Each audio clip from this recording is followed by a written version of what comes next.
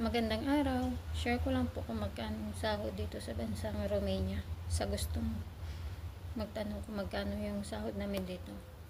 Sa kontrata kasi is 600 euro. Yun ang napermahan namin sa agency bago kami pumunta dito sa Romania. Dahil sa akin naman case, hindi ako nagde-day off. Binabayaran ng amo ko ang day off ko. Kaya minsan umaabot ng 700 euro. Bakit hindi kasi ako nagde-day off? Kasi nga palagi naman kami sa labas ng alaga ko. Lahat naman kung saan ko gusto makaalis ako. Lalo na yung mga amo ko wala dito. Pero hindi ko naman sinasamantala na gagala.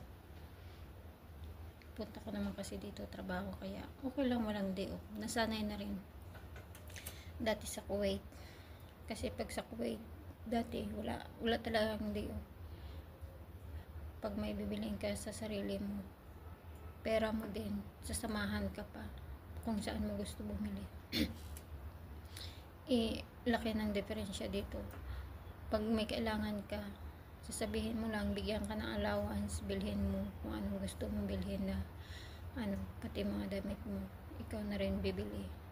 Sila magbibigay ng pera na pambili ng damit mo. Siyempre dahil mga Pinoy tayo, hindi naman tayo mapag-abuso, magpansamantala. Kaya laking bless na rin na nakarating ako dito. Hanggang dito na lang po. Bye.